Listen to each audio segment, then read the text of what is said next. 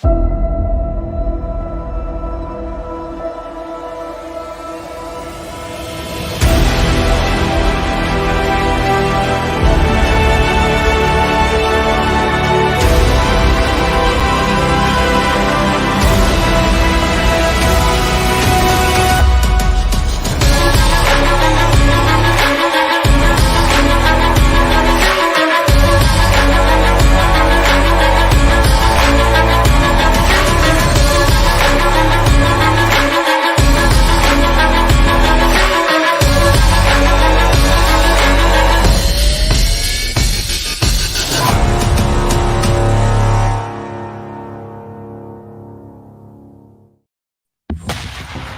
the Black Swan Media Studios, deep inside a secret underground bunker, we're speaking to freedom-loving patriots from all around the country and the world. Welcome to the Resistance. This is John Crump, live. Hi, everyone out there. I think Ding and 717 out there, Ron Bear, Kurt 24, channel member, and some other people out there as well. Thank you for joining me. This is John Crump Live, and I see MC out there. Well,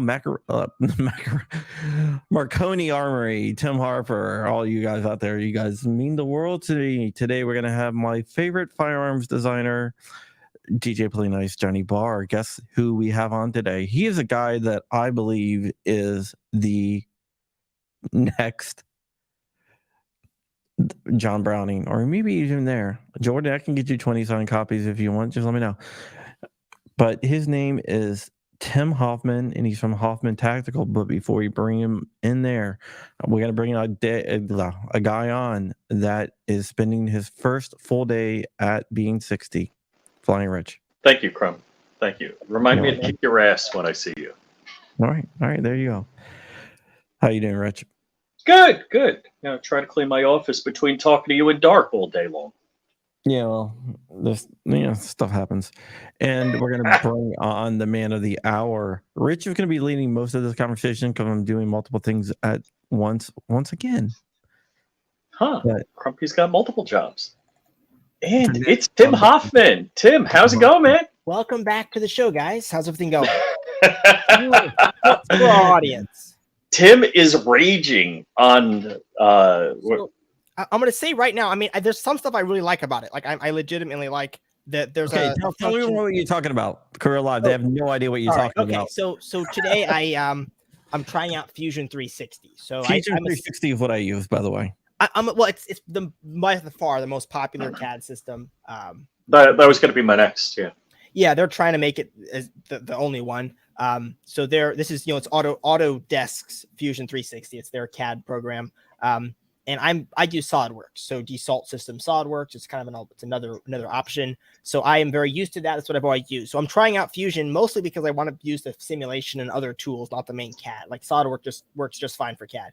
But I want to use those add-ons, and SolidWorks charges way too much money to get those add-ons. So Fusion's a lot more affordable. So hey, I thought I'd give it a try. I'm just kind of looking at the interface, and I don't like a lot of things with it. Just like a lot of it's biased because it's preference bias. You've used something for a long time, so moving to something new is always going to feel like it's not designed right. But there are some things I can look at and just like they should have done it that way. Because it would have had no downside. There's some little features and stuff that are missing, but I do like the way they do some things. Like with constraints, you can select a constraint tool, and then you can go and add as many constraints as you want just by clicking on stuff. And we don't have that in SolidWorks. You have to select items and then hit a button, and it's kind of a pain. So I kind of like this way of doing it. So there's some things that are definitely improved. That's why I don't like SolidWorks. I have no loyalty to SolidWorks because they have things which they've had for 20 years, which would be an easy fix, and they've never done it. So Fusion looks like they're a little bit more dynamic and they fix more things. It's funny every time you use a new tool that you're used to the old tool, you know how the old tool works, and there's that learning curve. Yeah, exactly. It's preference bias. I don't know if that's the right term, but you're used to using something, so you move to something new, and it's unfamiliar. You don't know exactly what you're doing, so that makes you feel like the old tool is better until you get more familiar with it.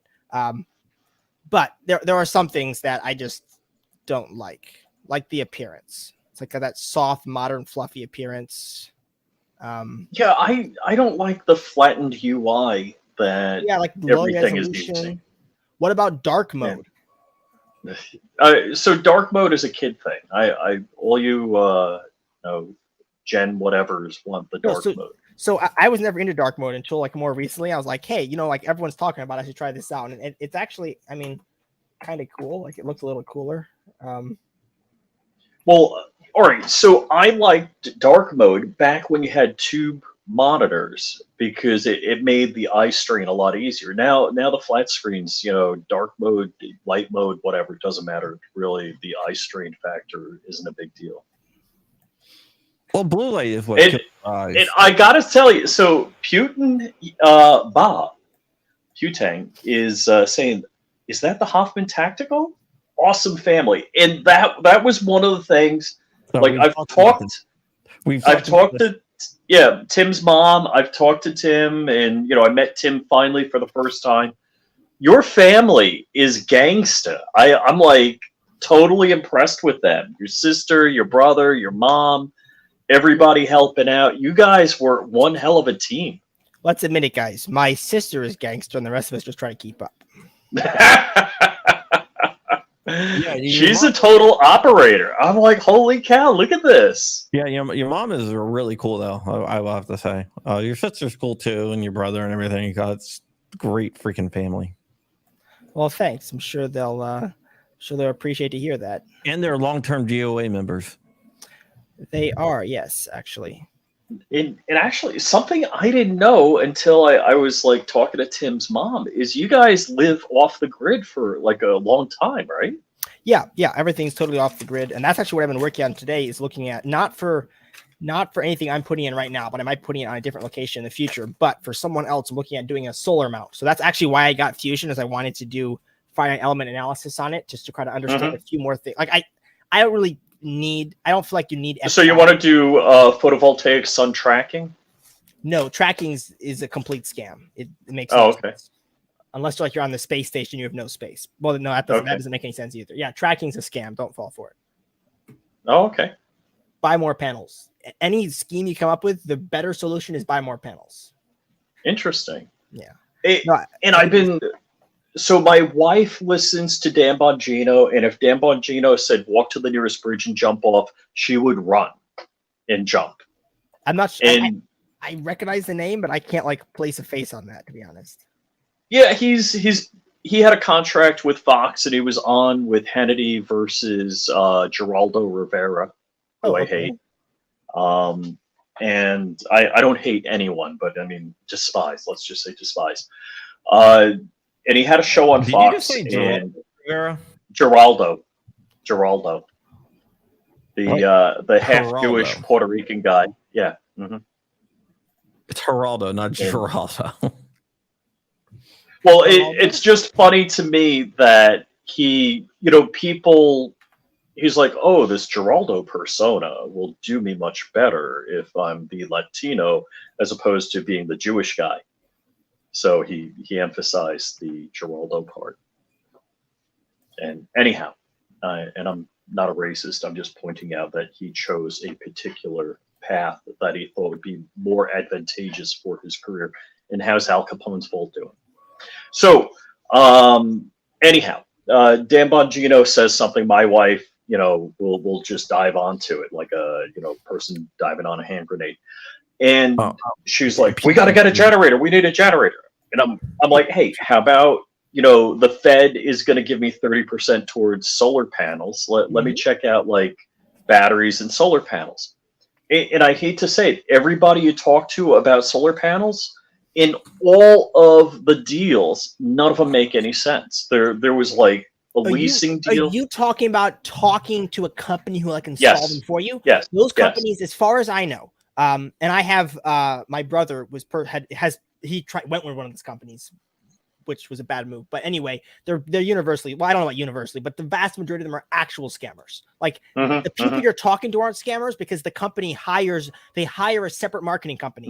They have a bank which handles the loans. They hire an installer. So the people you're dealing with are companies who do it legitimately with little different pieces, but the company you're working with is actually a scammer who will actually move the money to a foreign account, launder it, and then go out of business. They do it over and over again. It's not an isolated, it's a complete scam.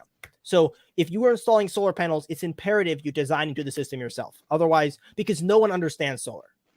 It's people that so most solar systems are horribly designed. And I got a question about that. So I have 2 hybrid cars. And I'm like, hybrid makes a lot of sense to me. How come people aren't doing like a diesel generator in like Powerwall or something working like a Powerwall? That's what off-grid is actually, unless you have enough solar panels. That's what we did for some time before improving the battery and improving the number of solar panels, which we just actually we're working on right now. When you're off grid, a lot of times the number one issue with off grid systems is they don't have enough solar panels. We didn't have enough solar panels. The vast majority of off grid systems don't have enough solar panels. They have 1/10 the solar panels they need. So instead of getting the power from solar, you just run a generator a couple hours a day, 1 hour a day, charge your batteries up, and you run that on your system. It's not optimal. Running a generator, having to buy fuel. It's better to use solar, but if that's what you have, that's what you do. So that is kind of a de facto system for a lot of people. The other option is to have grid connected, charge your batteries with grid. If the grid goes, basically an uninterruptible power supply like setup, but that's, still grid connected. So. Yeah. So and actually I've been talking to MC about a couple of things, but we didn't hit on like a diesel hybrid system. And I was shocked. So a lot of times when you're dealing heavy equipment and you lease stuff, they'll actually do a lease and however many years, and then they'll do $1 buyback at the end of the lease. And your solar panels have a limited lifespan. It's pretty long. And what's that? It's a pretty long lifespan. So it's like 20 or 30 years, but it degrades over time. It's probably, if you size the system right, at 25, 30 years, your solar panels will still be putting out 70%, 60%. Oh, okay. At this point, we don't know because the current solar technology has not been fielded long enough. But we have panels right here that are at this point 25 years old and still putting out 50, 60%. And that's really old technology. Now, are your panels in a field? Or are they on your roof? Where are they? So roof mounting is kind of a bad idea unless you have the right roof, because it's very difficult to do properly. The solar panels are here mounted on telephone poles with bracketry and such. So it's like an array of panels on a line of posts. And we have some on the barn, on the face of the barn. So trying to keep it off of roofs. That's what I was working on today, trying to work out a better solar panel mount that can, mount not on a separate structure for solar panels that's high off the ground, so you can still use the space underneath it. And it's a little tricky to do, especially economically. So yeah, my friend, he has a bunch of solar panels. He has a field, and his field is just full of solar panels, and he's totally off the grid. That's pretty based. That's pretty He cool. has a lot of land. And so I'm assuming you got a well on your property, right? Yeah. So you don't have city water? No city water. And you have a septic system? Yeah, the only thing we have is I'm trying to figure a way of not having to connect to the internet. Like, it's got to be a better alternative, like our own little network. We can like trade data. I don't know. It's kind of tricky. They kind of have a monopoly on it of sorts. The internet is composed of lots of smaller networks, and they all have mutual agreements to trade data, and they can keep little guys out that way. Yeah, they have pairing points. Yeah. Like Equinix and Ashburn, for example, is a huge pairing point where so you're kind of out of that ballpark because you are not a big fish like them, so you don't get to do that. Well, you can always just connect to the right location covertly, and then you're good. But covertly. Yeah, that's a little off topic. So I've been getting into some network stuff. So I think what you need to do is you need a couple of drones flying over convenience food places with open Wi-Fi, and then you have VPN another.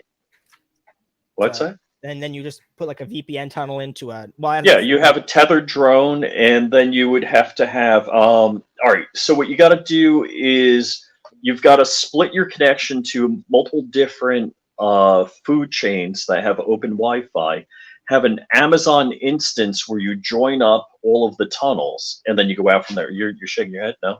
That's not Amazon. the way to go. What I would do is covertly put a microwave receiver and transmitter on one of those buildings or a couple of those buildings and have like a microwave up high to shoot out and do a peer-to-peer microwave connection between the buildings. Some ubiquity, a ubiquity access point. Yeah. And then Those are really cool, by the way. Like they're so cheap and they work so well. Like there's a lot of options. They're pretty cool. Exactly. That's what I would do. So you don't have to worry about drones. And so Ron Bear says airship. He must know who you are. Evidently he does. Yeah, I was actually thinking the same thing. I didn't want to mention it though. I didn't want to, derail the stream. So yeah, but I mean, but that's what I would do to do it. I think that would be the most feasible. Yep. But yeah, so back to the solar thing. Yeah, there's a lot of options with solar, but there's most of the information that you will read online. Well, all the information you'll read online, and most what people will tell you is just really, really bad advice. It's not based it's not based on anything. And also, I don't understand the whole leasing thing, because why are people so obsessed with leasing solar panels? Like lease, unless there's a financial write-off to it, but I mean, the only reason you lease anything is for playing with taxes, basically. Right. Right. And if you're not playing that game, then there's no point. Like you're leasing vehicles. If you want to lease vehicles for tax reasons to play tax games, like that's fine. I mean, it makes financial sense possibly. But other than that, like why would you do it? It doesn't make sense. Because everything is going to a licensing model in the world. But it's going to it. But in the case of solar, it's totally voluntary because you can buy everything and have it shipped to your house on an 18-wheeler. It's not like it's difficult to do. I'm just stating the government's going to find a way to tax you for sunlight. They want to try. They want to try. No, they want to try. I mean, they tax you for freaking rainwater for sunlight. No, actually, I know a story. I read a story, I should say. There is someone in, I think it was New Jersey, or maybe it was Florida. It was Florida and New Jersey. It was Florida. They were totally 100% on solar. So like, we don't need to. We can get rid of our electrical because we're 100% on solar, and the electrical companies sued them, saying, "Hey, you still have to pay." That's retarded. You still have to pay a connection fee. They're like, "Well, we're not connected." They're like, "It doesn't matter. You still have to pay a connection fee, and you still have to be connected." Barrett API transformer. It's a really, really simple recipe. We just had the electric company come and take the transformer. They said, "Hey guys, we're shutting it down. Come get your transformer." And they were kind of dragging their feet a little, but they did it. So yeah, but in Florida, they won. How is that? I don't know how that's possible. Like the utility is entitled to your business. Well, it's like a Florida law stating that you have to be connected to the grid. Oh shoot! Yeah, there is something about that. So that's kind of law. That's impossible. Like just disconnect from the grid and like tell them to do something about it. Well, they did. They filed charges. Well, I won't say this. I won't say anything more on public internet. I mean, on a public live stream. But yeah, and the people actually lost. That's ridiculous. There was some lady, she disconnected from like water, and she had a well, and she was in town, and this was in Florida, and the town went after her. Yeah, and in Florida, you have to be connected to utilities. So Florida at the very, very bottom of my list of good states. It's amazing what's wrong with Florida, and as much as Texas is the same way. It's a really screwed up state. It's funny. They perceptions are. Tim? Yeah. I'll fix that. Just a second. Okay. Give me a second. I call it blinking. So this is probably not the talk people thought they were going to get when we had Tim Hoffman on. But I just thought, Tim's family, I was like super impressed with. This was something I was talking with his mom. We had, I don't know if it was longer than an hour conversation. And All right, so Tim's back with us. Just a minute. Okay, yeah, the battery shouldn't have died, but I didn't. I thought I had a full one in there because the Canon battery indicator does not function properly. So Gotcha. Okay. So Tim, who's the baddest operator in your family? Baddest operator? I mean, you Like- met her, so no guns though, just knives. Nice. Oh shoot. Yeah, literally. So yeah. Oh gosh, that's too funny. So, In a dark way, it is kind of funny, actually. Yeah. is she like Buffy the Vampire Slayer? What's? I wouldn't really connect you with that reference. I don't think.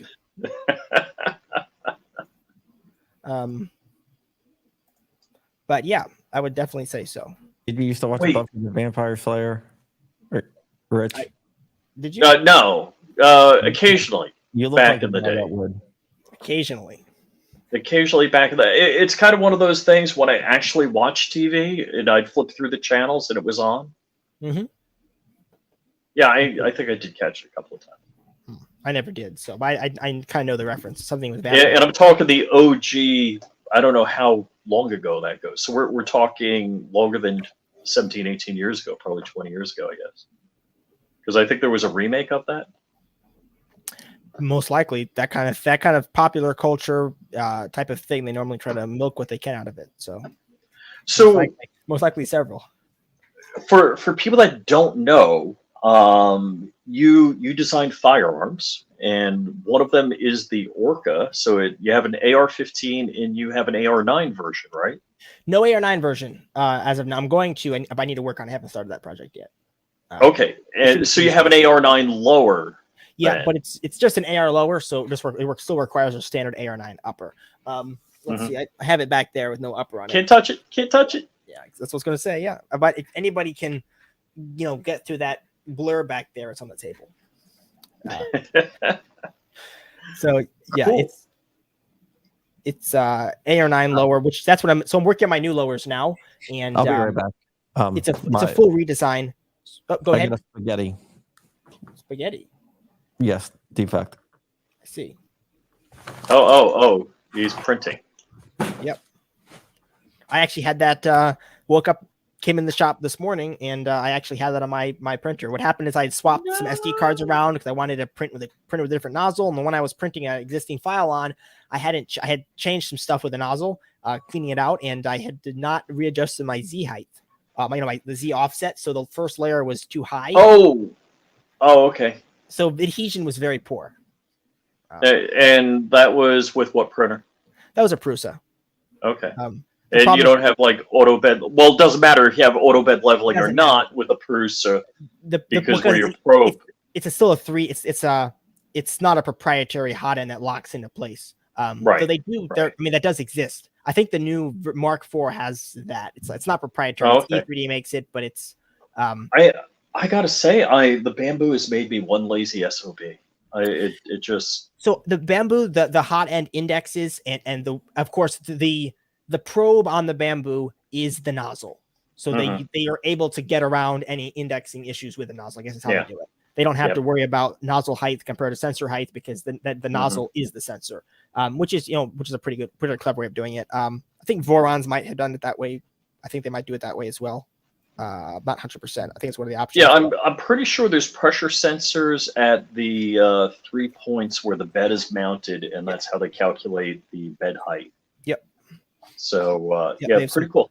So I guess. I've had issues with the bamboo though. I mean, there is a distinct problem with the heat break. I cannot figure it out. I need to actually cross section some of the hot ends to find out. But I've had clogs which I cannot clear out. The nozzle itself is fine. Its material accumulates in the heat break and ends up resulting in a very bad jam, which isn't fixed. I've had zero issues with stuff what like that. filament are you printing with though?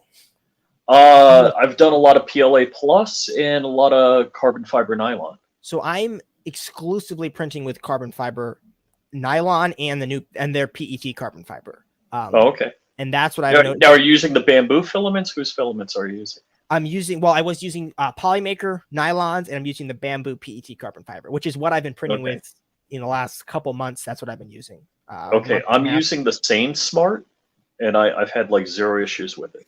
Interesting. It's been more with the PET carbon fiber, I would say, than the nylon. It's like fibers are accumulating, something's accumulating in there, and I have not ever seen that on an E3D hot end. So there's something with their heat break, which is, I would say, not optimized, needs to be looked at.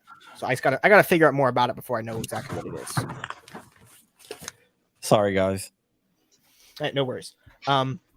So there's some other concerns and stuff I had with the bamboo. There's a lot of security concerns with the bamboo, especially going down the road. Oh, Jesus. Yeah. And I'm sorry. I really, well, now that I don't have a job, I could spend some time looking at it. I could put it on a VLAN and take a look at what's going on. What's getting... So I tell people right now your best bang for your buck is a Bamboo Lab P1S. It's great hardware. The firmware is usable. It's all around. Yeah. It's your absolute best printer you're going to get for under $1,000. Like it's a really good printer. Oh, totally. And if you just want to print, you want to have like a effing print.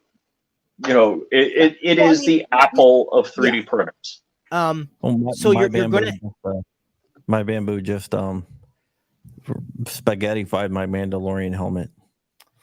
No, printing too fast, most likely. It didn't knock over. You didn't like. No, just it still had bed adhesion. Yeah, I'm not really sure exactly what happened. Is it skipped steps? Did the hot end skip? Yeah, I believe it did. See, I don't think they have detection for that. I don't know. I was surprised. The Bamboo does not have power panic. It does not have power out recovery. At least the P1S doesn't. Maybe the full one does. But I thought that was interesting. Yeah, but I have a UPS on all of my printers. Yeah. But there's some features which seem like, and the P1S's firmware is terrible. I have a P1P, but it's the same interface as far as I understand. It freezes up at times. It's the way they do things to get around. It's kind of buggy and backward. So that could use some improvement, but it's not a huge deal. Like the printer itself, the hardware itself is really good, but the firmware in the background's a little bit. I'll tell you, my general beef is most of 3D printers. So I go back to the ANET A8. That was open source. That's my first 3D printer. The Ender 3, I'm pretty sure that's open source also. The Prusas are all open source. So if I did have one issue, and it was my fault. But what happened is I had carbon fiber nylon get all inside the print head, and I spent 3 frickin' hours with a soldering iron and like needle nose pliers. And what I did was just throw the heat end away, replace it, and put a new one in there. That's the exact same thing you do on the. So what I like about my number one thing I like about the Bamboo printer is that the hot end module, and it's also a downside because there's issues with it, which I can't just replace it with somebody else's. Right. But what I like about it is the entire hot end module, the heat break, the hot end itself, and the cold end, the cold side, is all one piece that very, very easily, 2 screws, you can replace it, put a new one in there. Right. And I really like that. The problem I have with the Prusas and a lot of other printers, the Prusa specifically, worse than other printers, is that the entire hot end assembly is quite complex. And if you want to replace your entire extruder, or not the extruder, but you want to replace the hot end, heat break, and cold end, or one of those components, you have to tear the whole thing apart, and the wiring is a nightmare. So that's because the wiring goes all the way back to the loom to the motherboard.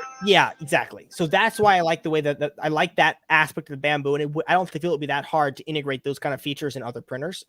Manufacturers. Yeah. That was just one of those things. Was kind of something people should have been doing. Yeah, having a quick connect at the print head is like, and I would not have another printer without that, because like the Enders, a lot of times you have the thermistor go bad, and to be able to just unscrew the thermistor, screw another one in, and quick plug it at the print head. That makes so much sense.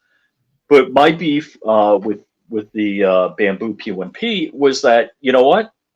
Instead of spending 3.5 freaking hours trying to pull carbon fiber nylon out of the cover on the hot end, If I could have just printed another hot end on any other printer I owned, I would have been done. I could have just kept, I could have printed another cover, slapped it on, and kept going. Yeah. Yep. For sure. It's, and so what I tell people about as I was saying earlier, is the thermistor. Yeah. Is that if there is, so first of all, if you want to get a printer and you want to get a good one, get the P1S, use it, but be extremely cautious with it. Don't get over enthusiastic about the company. I see a lot of like almost euphoria over Bamboo, and I have a huge problem with that because I see them as a very sketchy company, and just because they have good hardware does not mean that they're an awesome company. Like there's a bit of a disconnect there. So and yeah, I'm not a fanboy of anyone. And look, an Ender 3 is a great printer. You got to do a lot of tuning. I've heard a lot of people relate to me that like, oh, I had an Ender 3, I couldn't get it to work. I gave it to a coworker, he got it work. I hate him. It's a hobbyist thing, and I don't mean that in a derogatory way, meaning you have to know how to work the thing. You have to know everything about the machine and be intimate with it. Where the Bamboo, for the most part, it's like push your dummy. Yes, for sure to some degree. There's still all the issues with moisture and filament. There's still all the issues with nozzle clog, which is a huge problem. All the the Bamboo slicer settings aren't very good. So there's a lot of stuff you still have to learn and know. You can kind of get tricked into thinking you don't need to learn if you're a newbie buying a Bamboo, but it's still an awesome printer. Like I don't want to take away from how awesome a printer is. It's a really well put together, and what makes it so awesome is the price. Like it's a really good printer that costs less than $1,000, and that's makes it very accessible. So that's a really cool thing. Well, let me ask you a question. You talked about the settings in the Bamboo not being perfect or whatever, and not being optimal. From looking at the settings that they did change, by going down to like 2 walls instead of using like the standard or 3, and there's some other settings, it looks like they were going for speed over. Yes, and that's a totally different like thing in the 3D printing community in general, is that there's an obsession with speed, which I could really care less about. Like speed does matter to some degree, but this massive push for really fast prints results in prints that are always weaker. And I think it depends on what you're printing. If you're printing dust collectors, crap that you're going to throw on a shelf, fine. If you're printing firearms, then we got an issue. There are some, like for production, if you have like a print farm, there are some production parts which it just doesn't matter. You can print them lightning fast and it makes sense. But for a lot, especially so if you're in a non-production setting, printing parts for yourself, especially firearms parts, high speed printing is really irrelevant. Like it just doesn't.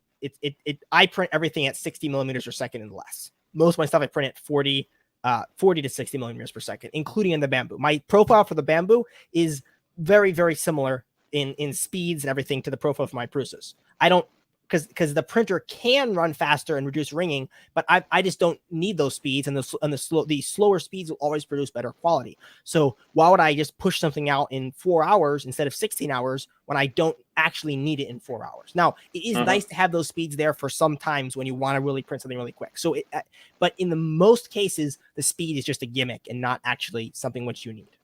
So that's kind of my view of it. It's a selling point which is mostly not relevant to a lot of people, especially in the 3D printing gun world. I mean, as I said, there are definitely applications where speed would be awesome, but it's a little more gimmicky. What I tell people is if there is a company which is going to make a printer which will not print firearms, Bamboo is currently in a position where they could do that today if they wanted. Shit. So just think about it. Think about what resources they have.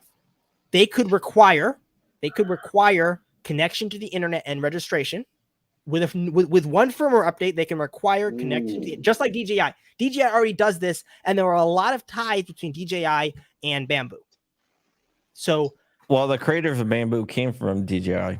Exactly, and DJI is a company which is a model which should be very concerning to people. They're a very, very bad company. So DJI, I mean, so Bamboo could do a similar thing. They can require registration, and then every time you do a print, they just have to upload the G code or something to their AI cloud system. Because I see people always talk about you have a printer and there's no way it can recognize a gun. Like it'd be so easy to get around that. Well, actually, that's false. All they have to do is upload it to their AI cloud system. They can inspect the file, see if it's a gun or not, and then give you a return saying, no, you can't print that, or whatever it is. It doesn't matter. That is a path Bamboo is currently capable of doing. All of the infrastructure is in place. Right. Now, with like my Bamboo P1P, I never intend to do a firmware update. There's unless they do something absolutely dramatic to fix the interface, which they're probably not going to do, there's zero reason for me to update the firmware on it. I don't connect to the internet. I don't intend to.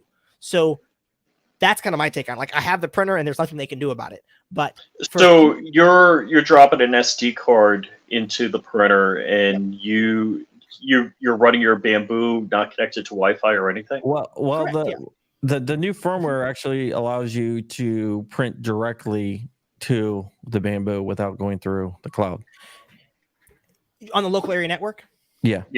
So for me, that's not because I use the Bamboo to print parts for my kits. As well, I'll print other gun parts for it as well. But grabbing an SD card, throwing it in the computer is not an obstacle for me at all. Some people like to print like from their hotel room 600 miles away. I think you did a post on that. That doesn't do anything for me really, because the printer needs to be cleaned. I need to make sure that the nozzle's not clogged. There's a lot of stuff there, that can go wrong where the printers, and I have to be able to get the part off the printer. Like why print something if I'm not there? So for my application, I really don't care about cloud connectivity and anything like that. I come in here and manually start the printers, inspect them, clean them, because that all that actual hardware stuff has to be done on a pretty regular basis to keep everything up to spec and good functioning. So that's all that cloud stuff. Not really a big issue for me. I can understand the convenience for some people there. Being able to monitor your prints. When I was running fairly regular prints, I had everything set up with Octoprint, and I would VPN into my home network. So no cloud. It was all, my home network, period. And, I could kick off a print. I could monitor it because I had webcams on it, the whole shooting match. That's kind of cool. I know you're into that kind of, you do a lot of like Internet of Things type of stuff. That's kind of along those lines. Yeah. Right. So the other beef, like I've been saying about the Bamboo, is the open source. It's like, you know what? Just the way I could use the cloud-based Spaghetti Detective, I run a local instance of Spaghetti Detective. So F the cloud, I have my own private cloud on-prem. Yep. And I would rather do the same thing with the Bamboo. You know what? Let me run an instance, spin up a Docker container or whatever it may be of the Bamboo cloud software, and let me just do it locally. Yeah. And that annoys me that I can't do that. Yeah. And that's because they want you to use their systems. Or they just don't want to bother. What benefit is it to them if I upload everything to them? That they want you to be used to doing it. So what I see a potential, so I have no like evidence to support this position. Like this is not something I'm saying is going to happen. This is just something to be mindful of. And it's that Bamboo is in a position where they could make 3D printers go mainstream. That's kind of their goal here. They want a 3D printer in every home, right? Which sounds awesome. Like I think that would be awesome. That would be an awesome thing. The problem is when you bring this up, people say that you want to gatekeep, which is totally untrue. Sure. But they want to get their printer in every home. And now 3D printers are everywhere. There's not like a massive, this happened with UAVs, with drones, with DJI. There's no longer a large, vibrant community around do-it-yourself and open source.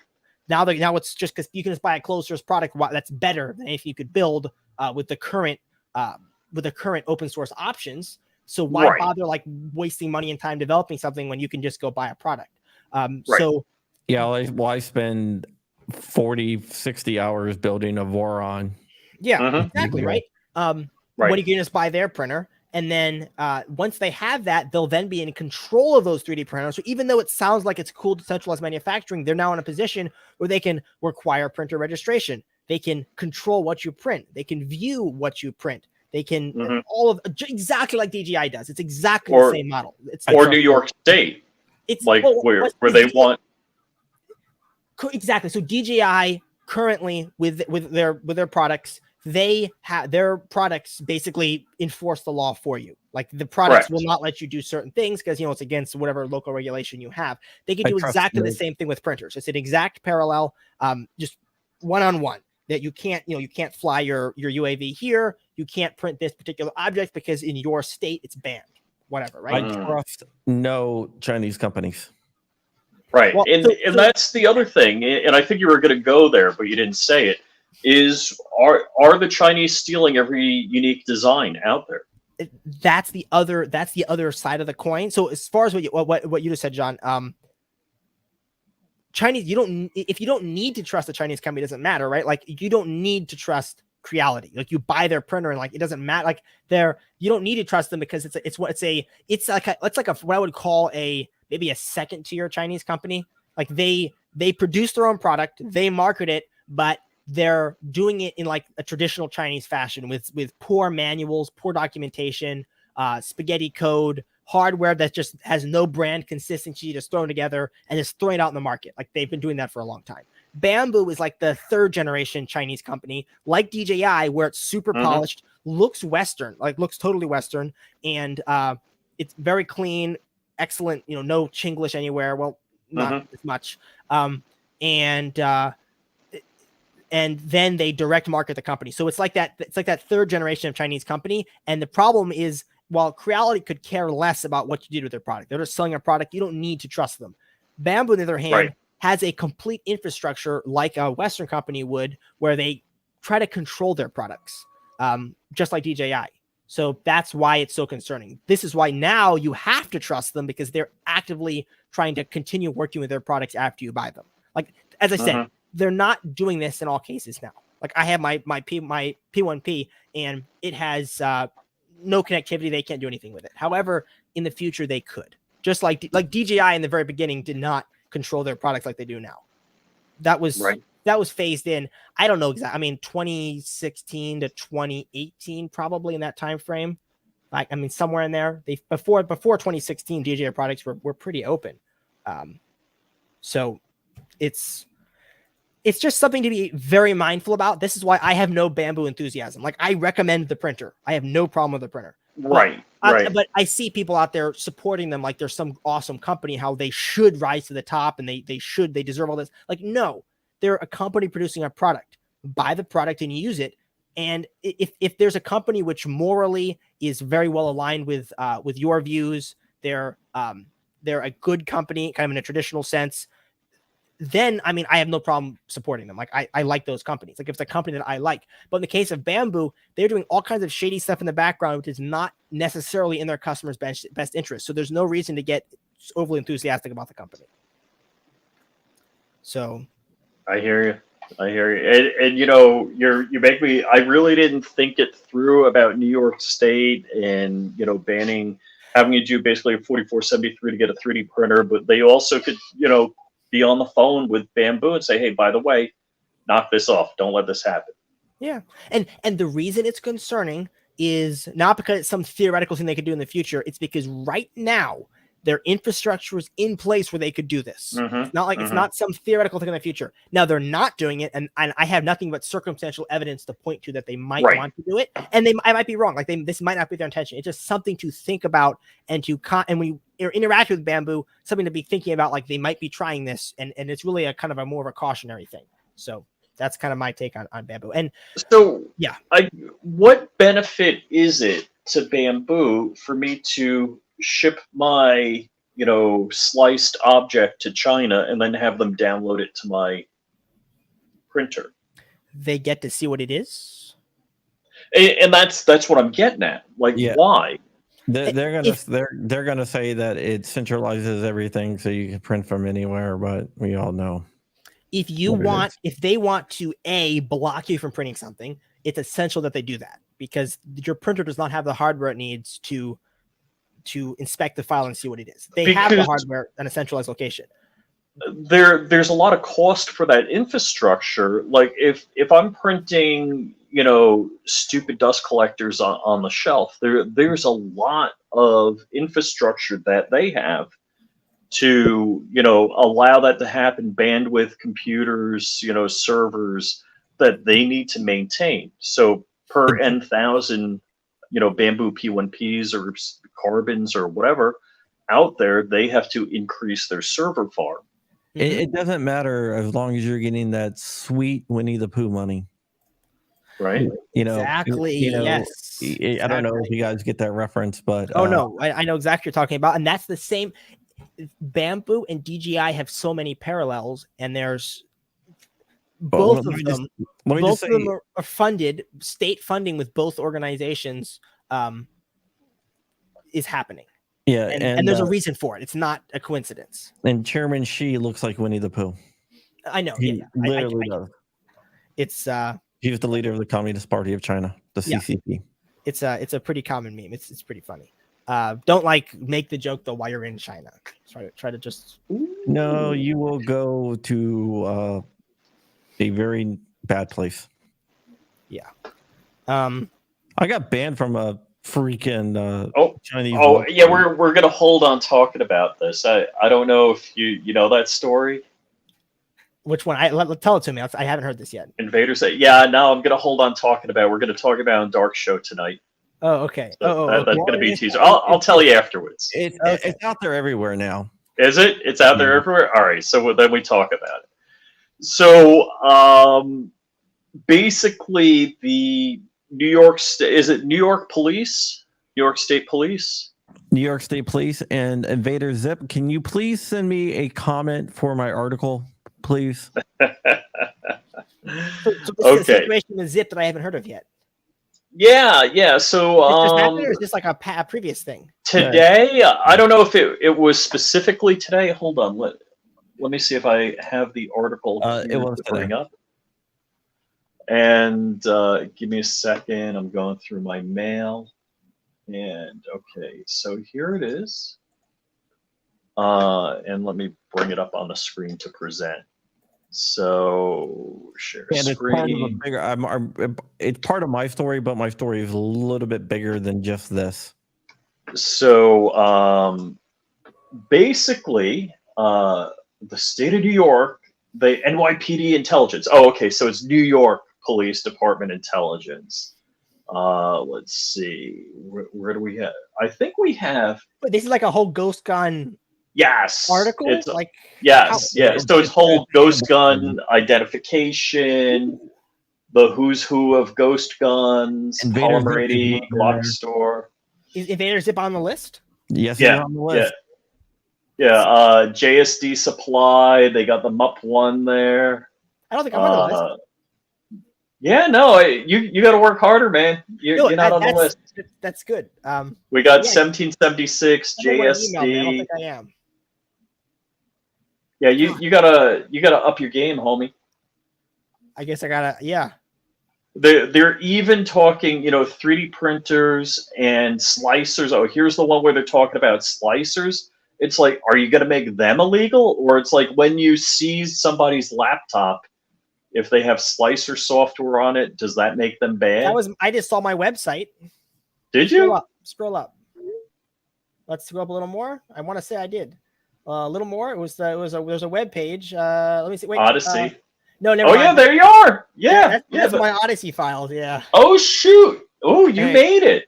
Hey, Tim, can you send me a comment for my article that I'll send people to your website? Rich, if you'll send me a link to this document. Oh, yeah, I'll send it to you. Shoot it to my email. I will look through this and see. Yeah, I hadn't even heard of this. I guess I'm kind of under a rock here. Oh, geez. Okay. Yeah, I didn't realize you were in there. I just Odyssey. I just kind of quick scrolled through. Oh, I can't. They got here it is. Let's see. Yeah, isn't Zip right here? Ghost Guns? No, I know there's where they list websites. Oh, there he is. Yeah. Yeah, so Zip got mentioned. Dark's a little bummed that, DLD...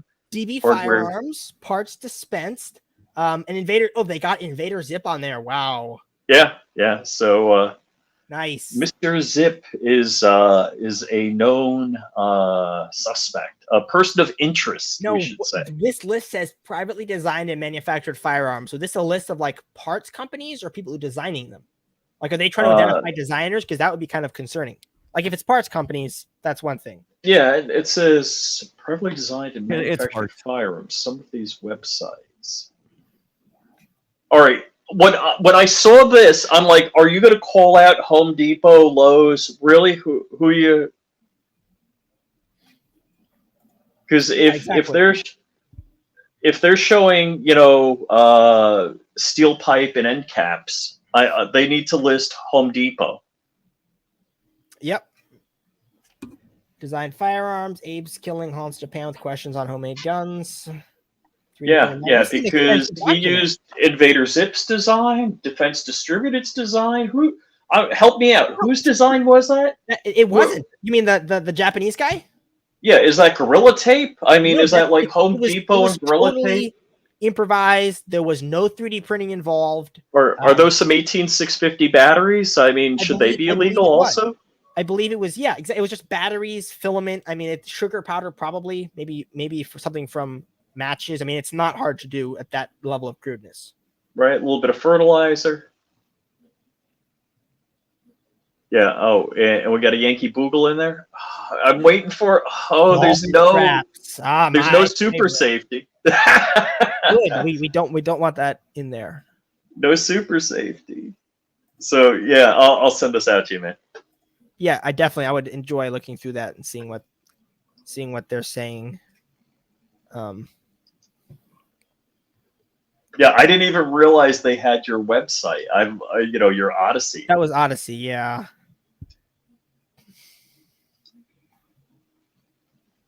And it's on its way to you. All right, I will look that over and send you something, John. But yeah, that's pretty funny. That's pretty funny. Yeah, I talked to Cody Wilson. He was like, "Yeah, it's great advertisement." Yeah, exactly right. Exactly. When was that released? I did see an uptick in kit orders actually a few days ago, which I didn't correlate. Let's see if there's a date on this. Is there a release date? It apparently, from what I learned, it was written a long time ago, but it was not widely distributed until today. Okay. That's finally got leaked. Well, it was only like the major case people had it, but then they sent it out to like everyone in NYPD. Oh, and then of course it got out from there. I see. Yeah, I see. So, John, can you FOIA this? You can do an open records request, but they're gonna Glomar it. Mm-hmm. What's that we mean? Can neither confirm nor deny. Neither confirm nor deny. Back in the 70s, there was there's actually a Netflix thing about it, but the Glomar Explorer by Howard Hughes. Yeah, you're not familiar with that? Explorer. I the Glomar Rich explain it. But no, I don't know the details on it. Go ahead. Rich. All right. So the Glomar Explorer basically. By the way, they have the actual. If you go to the Spy Museum in DC, they have a whole display about it. But when you ask them questions, they won't answer. So they say we will neither confirm nor deny, and that was a result of the Glomar Explorer. Now the story of the Glomar Explorer is quite interesting. What it was is the CIA worked with Howard Hughes to recover a Russian submarine. So the cover story was that the Glomar Explorer by Howard Hughes was going to recover nodules of silicone or something like that, minerals on the bottom of the ocean. So they had this magnesia or whatever it is, something. So they had this huge ship built with a moon pool, and basically it looked like an oil rig derrick, but it was a hydraulically actuated arm. So the whole idea was this arm on like an oil rig setup was going to come down, grab the submarine, and pick it up. And it actually fell apart, but they got a large part of it. There have been a number of videos on the topic, but one of the things was they actually recorded film of because they did recover bodies, and to show the Russian USSR, so it was USSR, Soviet Union, that they had clergy on board to handle the remains and give them a proper burial. And was that video ever released? Oh yeah. There's a whole bunch of videos on it. So Glomar Explorer, and that's why they came up with the phrase "we can neither confirm nor deny." So what legal precedent does that phrase have when you're doing a freedom of information request? Well, they can if a free it's called a Glomar exception. They don't have to when you do a freedom of information request. They don't have to turn over everything to you. They can say like there's several different allowed exceptions, and one of the allowed exceptions in this case would be techniques, tactics, and procedures for law enforcement. Law enforcement technique, tactics, and procedures, and that's what I think that they would do. Who comes up with these exceptions? It's part of the Freedom of Information Act. I see. Okay. And also they can say, but Freedom of Information Act is more of a federal thing.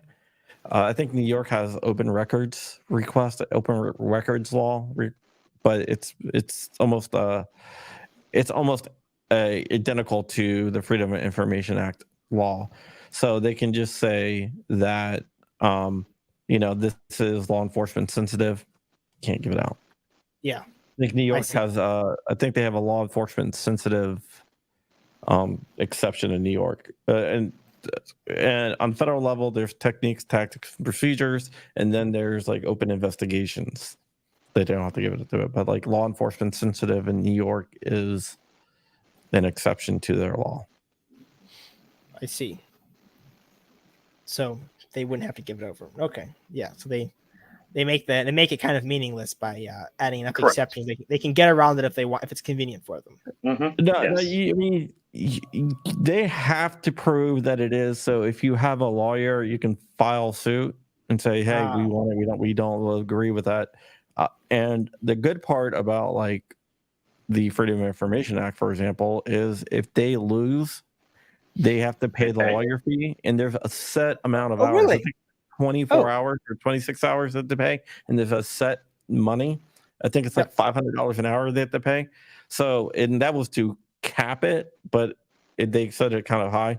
So you get a lot of lawyers that like doing them because if they think they can win, they can put on 2-3 hours of work, send out a letter, and like sue, and all of a sudden get paid for like 26 hours. And because that's what the law says they have to pay. So they actually get a lot of money. So that's why it's easy to find. I wouldn't say it's easy. If you have a good case, you have lawyers that will definitely sue for it. I see. Your battery's about to die.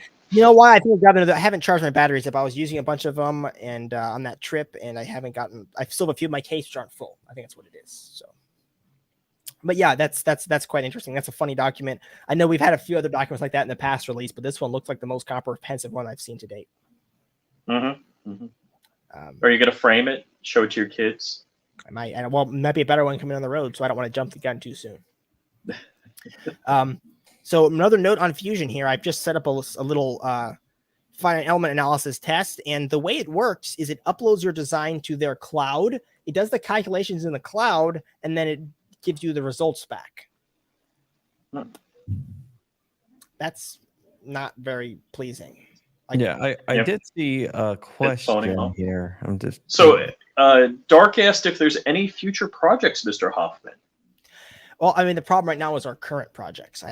I've been kind of stalled. I got to move forward with my new lower design. I got to get that out. So, all right, this is going to have to be the final question right here because we got to get out of here. This went by really, really fast. Yeah, If we didn't even really dip into the meat on the bone, but basically just bamboo is all we talked about. Yeah. Oh no! I'll grab a battery as you read that. What is the difference between a 3D printed firearm in a Bushmaster Carbon 15 or a Professional Ordnance Carbon 15? So I'm not familiar with the Bushmaster or the I'm not familiar with Carbon Ordnance 15. So I've never handled the Bushmaster Carbon 15 like in person, but I am somewhat familiar with them. So the difference here is the Bushmaster Carbon 15 is a has metal components and has carbon fiber composite, which is carbon fibers and resin. It's laid up, and I'm not sure exactly whether it's molded or if it's laid up, but it uses composite components, and a 3D printed part is 3D printed using FDM 3D printing in most cases. Yeah. So completely, I guess. Carbon fiber, basically anything like fiberglass, carbon fiber, name the fiber composite. It's based on the length of the fibers and the weave, and that's what gives it the strength with some form of epoxy. Whereas when we do something like carbon fiber nylon, you don't have any strands going the entire length of the part. It does give it some strength, but it's not like when you actually have a carbon fiber part or a fiberglass part. Yeah, exactly. So the carbon fibers in 3D prints do significantly increase the strength and stiffness, but they might have some downsides as well in some cases. So yeah, it's going to be a 3D printed part. It's not going to be as strong for the same cross section. So 3D printed parts have to be designed completely differently than you design a part. What on earth? But so this is the other problem, of course, is privately manufactured firearms versus filling out a 4473 and buying it from somebody. You don't have to replace the battery, Tim. You can just talk. Yeah. Yeah, go ahead. we're good. Just a second. Yeah. So it's just everybody, the boogeyman. Ooh, it's scary that they can actually make a gun at home. It's like, that's right, mofo. I can make a gun at home and I can make as many as I want. And they can't track it. So that's really the difference. Yeah, and the big difference in 3D printing and doing something with and the whole thing with the 3D printing versus other manufacturing techniques is 3D printing is a lot more accessible. Even as tricky as it is, with the little issues you'll have and the spaghetti you'll get, it's much lower cost and easier to do than anything else. Like, I always find it funny that people who mention buy a mill and buy a lathe, because there are people who can make incredible things using those machines. I mean, like, it's quite mind-boggling. Those people are extremely talented and have spent years, in a lot of cases decades, honing that skill. And a stupid amount of money. I have a lathe right back here. This lathe is at this point probably $5,000 to get into it. And I use this on a few specialized little parts because the amount of time it takes to make parts is great. There's a lot of time involved. And the same goes for any kind of traditional machining. If you want to make parts, if you wanted to make resin cast parts, for example, and you don't have 3D printing, you really have to have CNC machining capability to make molds. With 3D printing, you can then make molds and you can do resin cast parts, actually quite practically. I've done that I need to work on it some more, actually. So there's 3D printing is just a much, much easier, lower cost, more accessible method. And that's what sets it apart from other manufacturing methods, really. FDM 3D printing, I should say. Obviously, there are very expensive 3D printing technologies, but if you're wondering like the difference in technology, that's really what sets 3D printing apart. It's not perfect in all cases, but it's in a lot of cases actually, but it's very low cost and accessible. So low scale, all of that. So that's why it's so cool. Gotcha. All right. With that, Crump, you want to close us out? Yes, I do. Thank you so much for watching. Tim, I need your address too. I want to get you a book out because, Tim, you're special. I do think.